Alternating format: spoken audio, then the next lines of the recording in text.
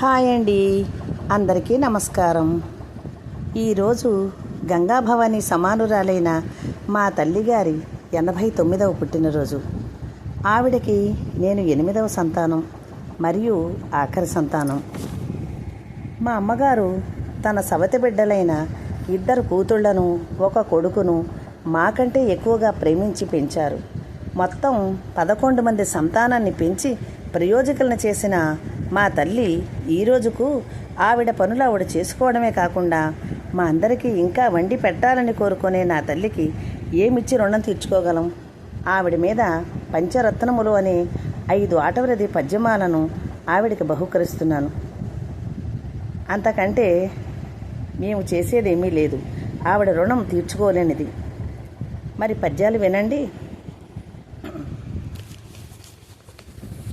అష్టగర్భములను అవలీలగా మోసి జన్మనిచ్చినావు జనని మాకు, సవ్యసాచివయ్యి సాకితివి ఎంతో అమ్మ నీకు సాటి అవనిగలదే.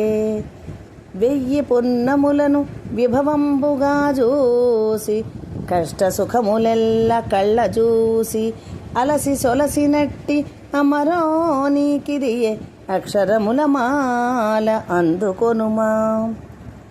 పుణ్యశాలివమ్మ పుడమిన నీవెంతో ధన్యురాలివమ్మ ధరణియందు, ఎవరు సాటి నీకు ఇలలోన నీకంటే వాసికెక్కినావు వసుధలోనా.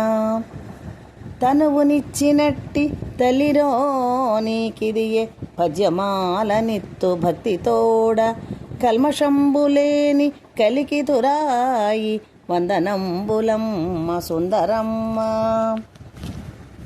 కర్మయోగినివయ్యి కష్టములకు నోడ్చి బహుళ బాధలెన్నో బడసినావు తల్లి, నీదు తనయు చల్లని నీడలోన సేదదీరు శేష జీవితంబు. నా తల్లికి వందనంబు సమర్పిస్తూ ఈ పద్యమాలను బహుకరిస్తున్నాను. మీకు ఈ పద్యాలు నచ్చితే లైక్ చేయండి, షేర్ చేయండి, కామెంట్ చేయండి. మా తల్లిగారి దీవెనలు మాకు ఎల్లప్పుడూ ఉండాలని ఆ భగవంతుని ప్రార్థిస్తున్నాను.